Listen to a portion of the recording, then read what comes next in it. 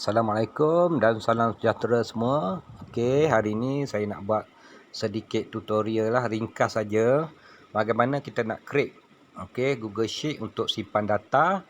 Contohnya data pembayaran yuran murid-murid melalui online, dan kita nak create satu data lah untuk simpanan kita sendiri dan juga boleh dilihat oleh orang lain untuk semakan. Contohnya kalau bendahari nak tengok kan progresif setakat mana pembayaran yuran murid-murid kita, kelas kita boleh create lah.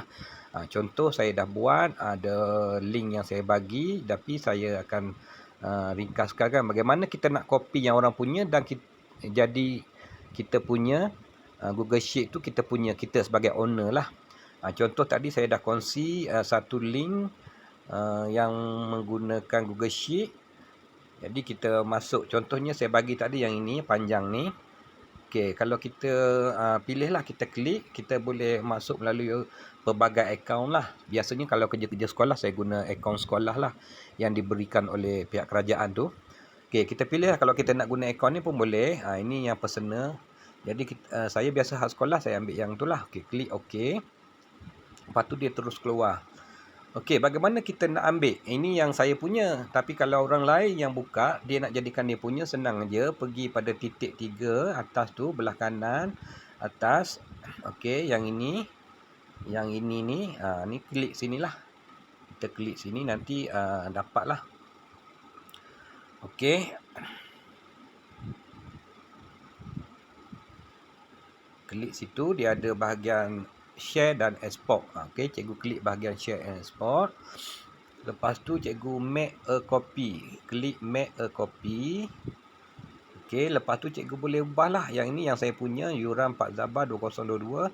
Okey, cikgu nak simpan dalam folder mana terpulang pada cikgu. Macam saya, kalau saya lebih suka createkan satu khas untuk 4 Zabah. Kalau ada kelas-kelas lain juga yang kita ajar, senarai nama dan sebagainya, kita boleh letaklah dokumen, nama, title dokumen tu apa yang kita nak buat lah.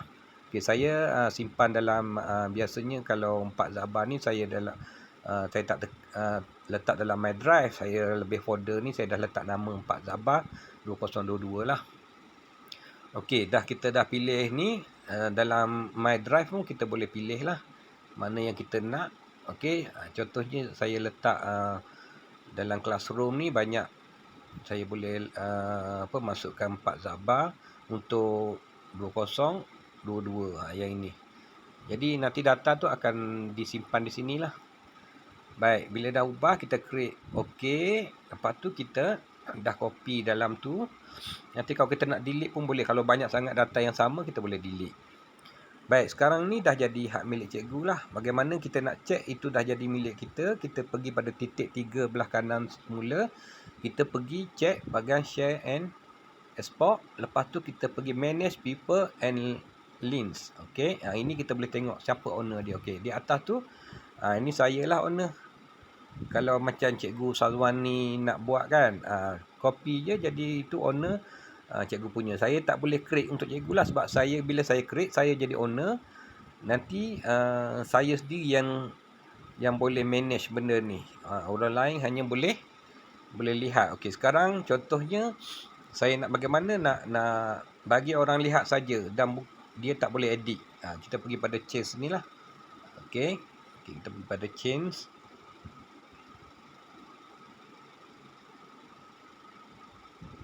Okey, klik change dan kita pilih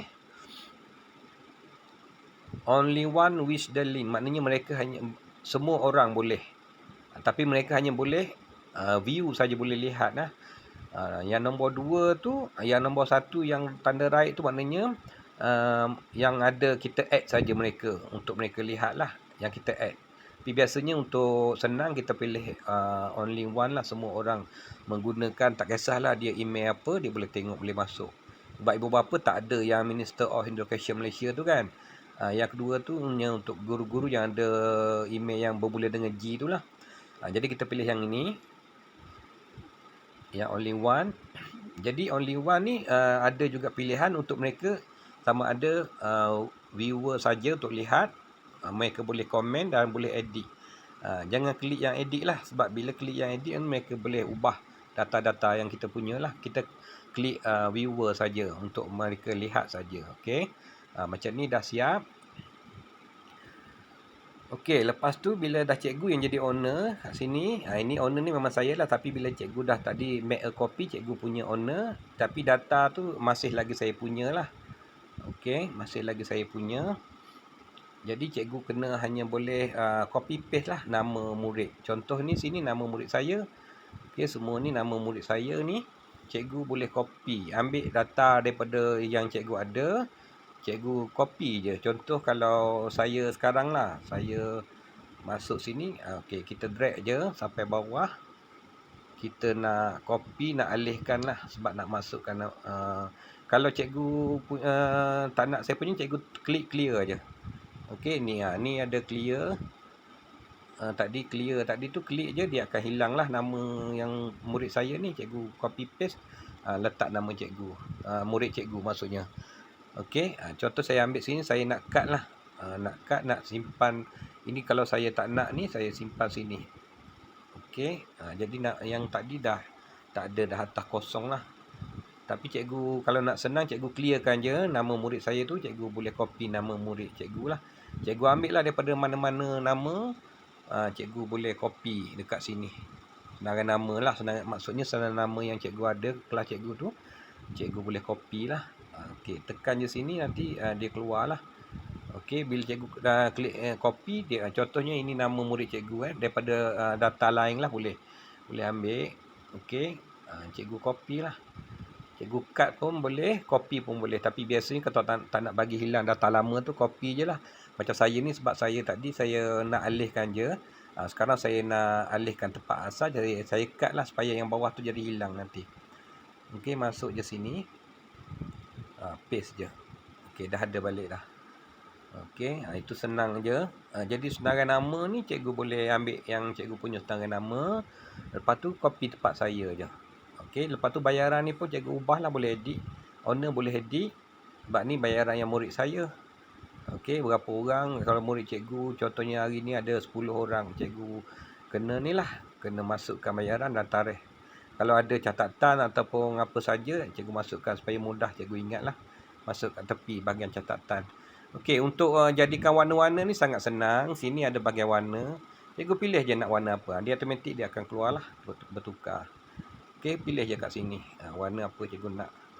Okey, dia akan jadi kat sini Okey, ini tadi saya warna atas tu warna biru, saya ubah balik. Okey. Pilih je kat sini, bagai warna ada. Cantik-cantik semua warna terpulang pada cikgu lah. Untuk memudahkan cikgu. Okey, ubah je tu.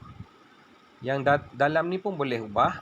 Warna dia cikgu nak apa, klik je sini. Dia akan ni lah, kalau nak gelapkan sikit ke nak apa, terpulang lah, boleh pilih. Okey, banyak. Okey, itu yang saya punya, saya pilih warna ni lah, supaya tak sakit mata sangat. Okey, dah ubah semua. Cikgu boleh ni lah, ni nak besarkan atas ni senang.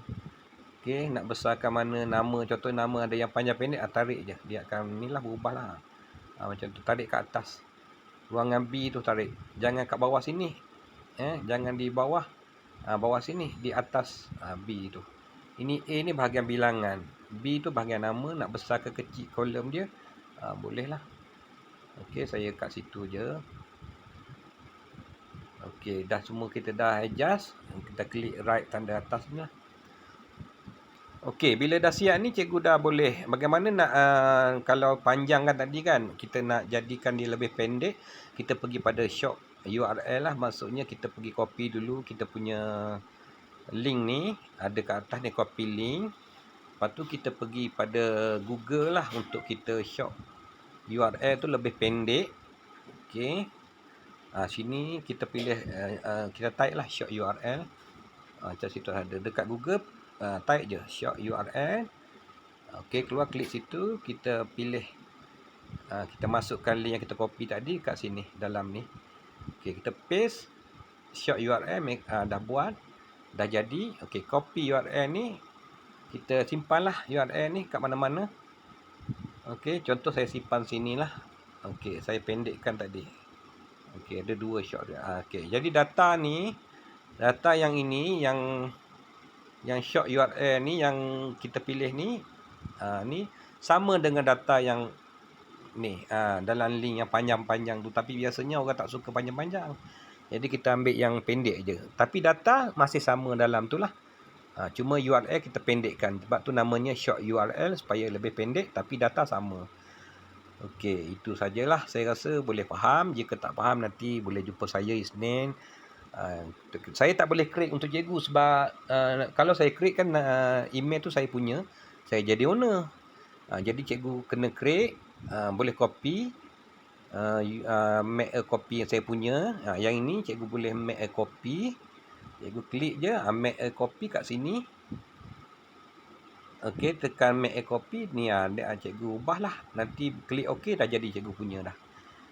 Jadi nak URL nak pendekkan tu pergi short URL lah. Okey, saya rasa boleh faham tu. Jadi tutorial ni ringkas saja untuk bantu guru-guru mana-mana yang nak buat supaya data kita ni tak bercelaru lah. Murid ada bayar hari apa semua ada tarikh kan.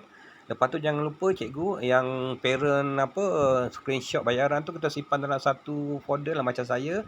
Dah ada 3 orang yang bayar tu saya simpan dekat sini lah. Saya letak nama yuran Pak Zabar ni. Okey, ada pembayaran bukti mereka semua ada kat sini. Ni senang lah cikgu. Ni macam ni saya letak Nok Isyirah Wafa, mak dia dah bayar RM109. Yang kedua Naim bayar 238 sekali dengan kembar dia. Yang ketiga ni Nurul Balkis, mak dia dah bayar 129 tapi lebihlah RM20. Patutnya dia bayar 109, mak dia dah awal-awal bayar. Nanti ada lebihan tu nanti kita tengoklah bagaimana nak pulangkan balik. Semua dah data sini adalah bukti pembayaran dia semua.